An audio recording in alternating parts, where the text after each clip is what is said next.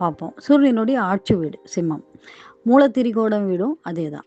இப்போ சிம்ம ராசிக்கு 2025 எப்படி இருக்குன்னா, சனி பயிற்சி எப்போ நடக்குது?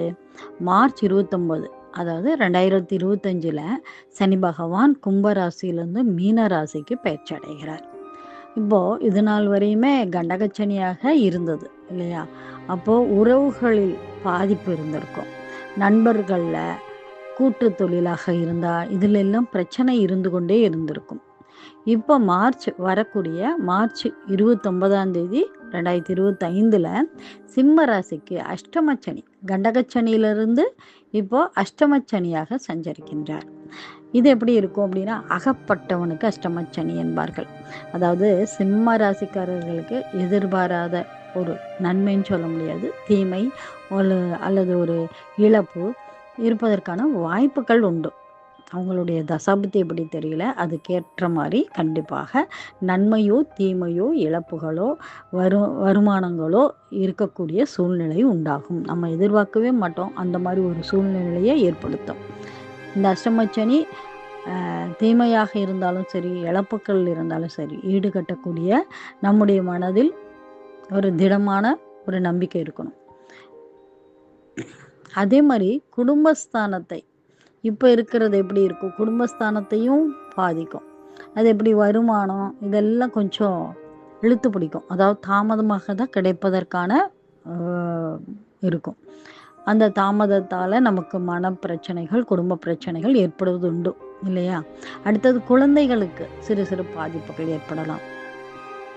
தொழிலில் ஒரு நல்ல முன்னேற்றம் அப்படிங்கிறதெல்லாம் கொஞ்சம் சிரமப்பட வேண்டிய நிலைமை. அதாவது நல்ல உழைப்புக்கேற்ற வருமானம் தான் இருப்பதற்கான வாய்ப்புகள் உண்டு.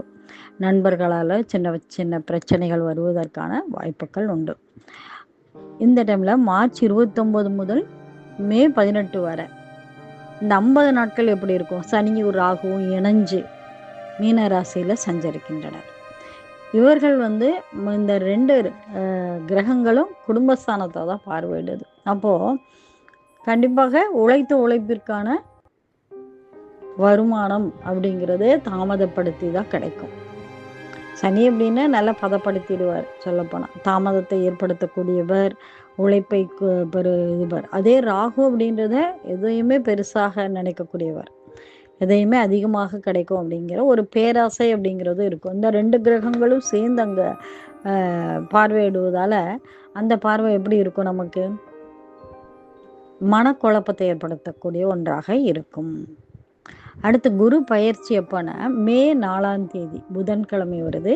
குரு பகவான் ரிஷப ராசியிலேருந்து மிதுன ராசிக்கு பயிற்சி அடைகிறார்.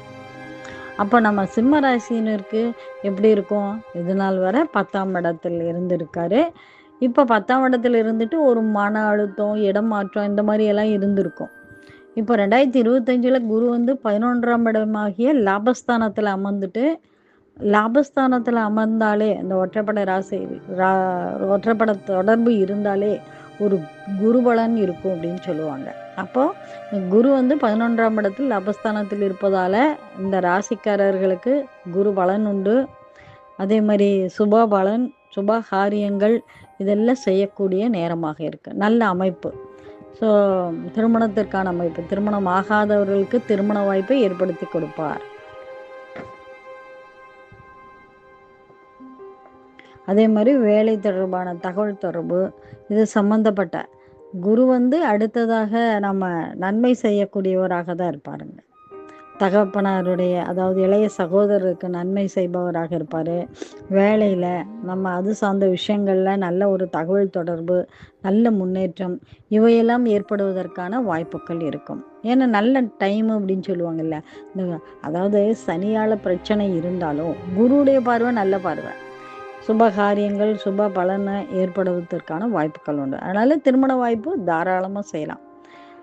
அதாவது சிலருக்கெல்லாம் நல்லதெல்லாம் எப்போ நடக்கும்னு சொல்லுவாங்க. நல்ல கடினம், கஷ்டப்பட்டு தான் இருந்தாலும் இந்த நல்ல காரியங்கள் நமக்கு நடந்தது அப்படின்னு சொல்லுவாங்க.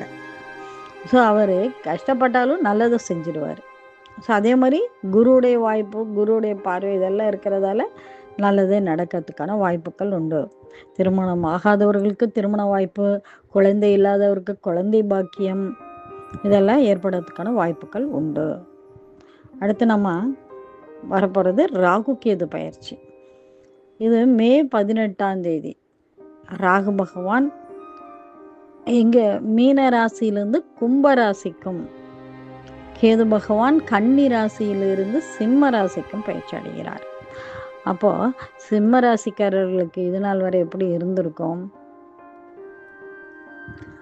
அதாவது இப்போ 8ஆம் இடத்திலிருந்து 7ஆம் இடத்திற்கு ராகு பகவான் பயிற்சி அடைஞ்சிருக்கார். கேது பகவான் 2ஆம் இடத்துலேருந்து ஜென்ம ராசிக்கு பயிற்சி அடைஞ்சிருக்கார். அப்போது என்ன செலவினங்கள் இருக்கும், உடல்நல பாதிப்பு, இதெல்லாம் சின்ன சின்ன பிரச்சனைகள் வாய்ப்பது உண்டு. தசாபத்தி நல்லா இருந்ததுன்னா சிறப்பாக இருக்கிறதுக்கு வாய்ப்புகள் உண்டு. ஆனால் நம்ம உடல் சார்ந்த விஷயங்கள் எல்லாம் கொஞ்சம் கவனம் தேவை. நம்மளுடைய உடலை நம்ம சீராக்கிக்கணும். அதில் பிரச்சனைகள் எது இல்லாமல் பாதுகாக்க வேண்டியது நமது கடமையாகும். ஸோ இந்த டைமில் நம்ம பரிகாரம் அப்படிங்கிறது நவகிரக கோயிலுக்கு சென்று வருவது சிறப்பு.